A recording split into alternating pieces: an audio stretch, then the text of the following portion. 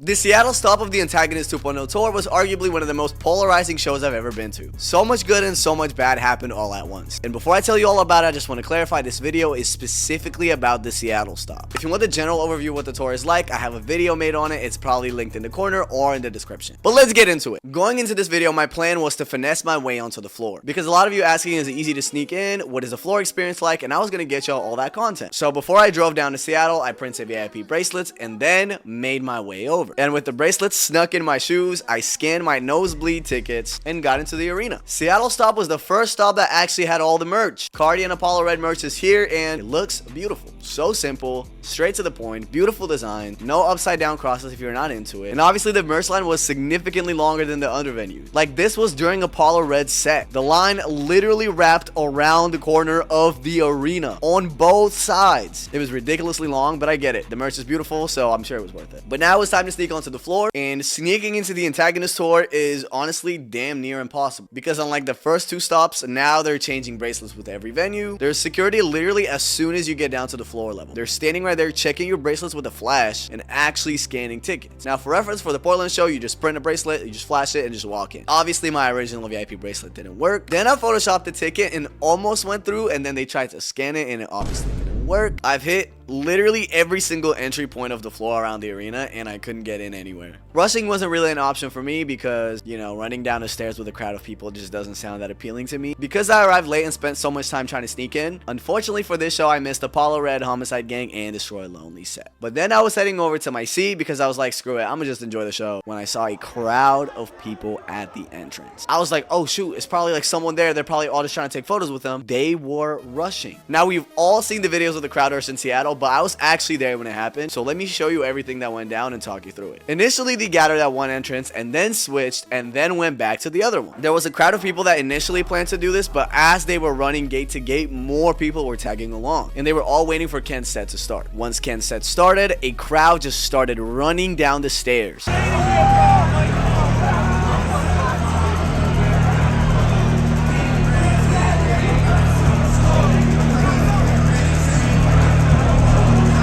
Going down the stairs, jumping over barricade, passing security, and it was a lot of people all at once. As they were running in, lights turned on, Ken's set was stopped. Security was trying to regroup and figure out what's next. The crowd was obviously not happy with the set being stopped. Tension started to get a little bit higher here because the crowd wanted Ken.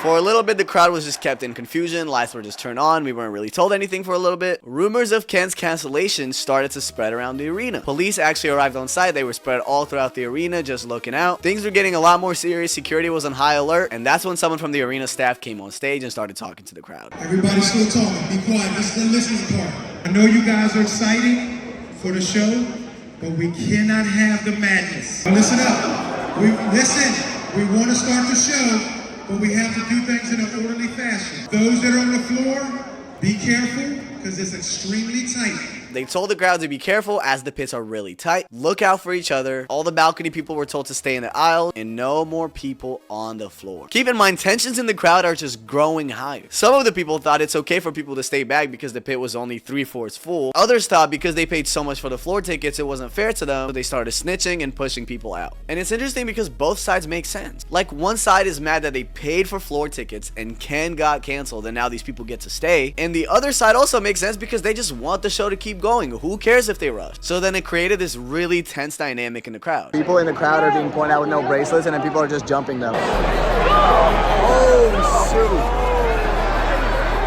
shoot. Crowd was still pushing for Ken's set.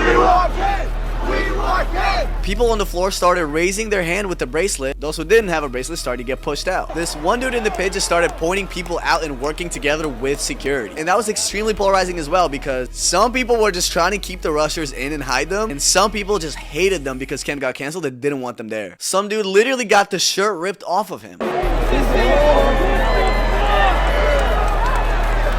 An actual fight started breaking out in the crowd.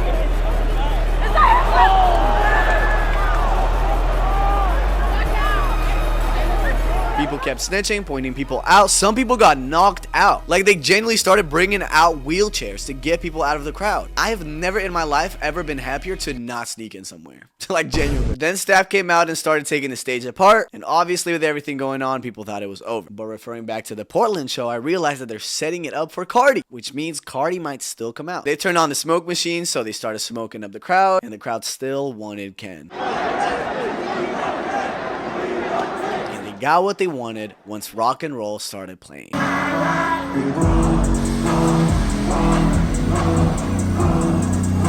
Out of nowhere, at the end of rock and roll, Carti comes out. Hold on, kid. Let's do this shit.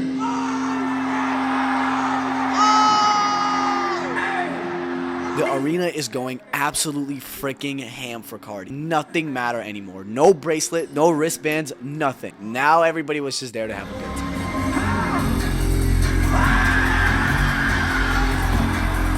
For the most part, beginning of Carti's set was pretty similar, you know, the trucks and everything. If you want to see videos of that, again, check out the other video. But I knew this set was going to be special when after Hood by Air, they started playing Sydney Sweeney. Then Fighting My Demons came on.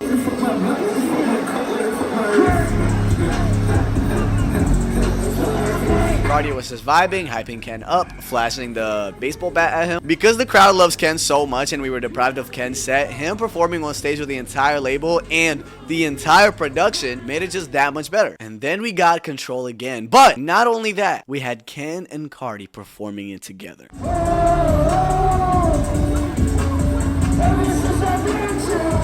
It was beautiful to witness. And then On That Time came on. After that, for the rest of the set, it was pretty much the same songs as Portland. You had songs like Wake Up Filthy, Evil Jordan. We heard that Baby Boy is on the way again from Swamp Izzo. Baby boy on the fucking way. 2024 had a really pretty intro.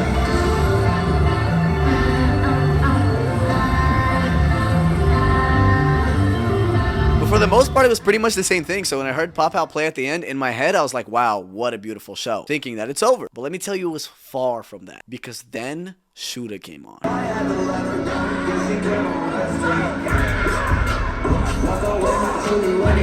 It was clear that the set was not over. So we were all excited to see what's next. And then Carti played FEIN. Now, over the years, I've over-listened to FEIN, so I don't really listen to it as much anymore, but hearing it live was arguably one of the most hyped songs of the entire set. Because although I was in the seats, I literally felt the entire stadium shake under my feet. And then, Location.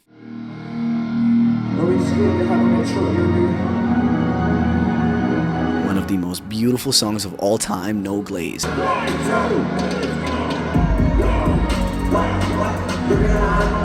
I was damn near tearing up, loving my life. I love Location. So this next song genuinely had me in tears.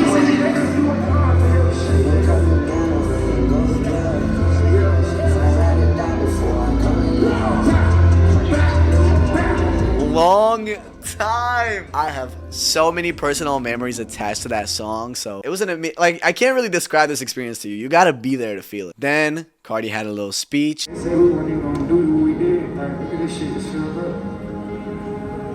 So I appreciate everybody for real. Like, we got 2 kids. Y'all niggas help me feed my family. I love y'all. And then he sang Can You Stand the Rain.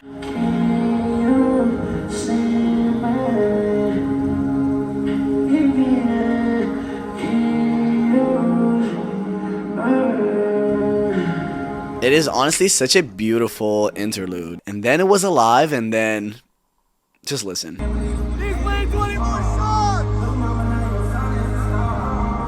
songs! 24 songs. Him playing 24 songs live after everything that went down. It is genuinely a historic moment. It was it was so beautiful, bro. It was so beautiful.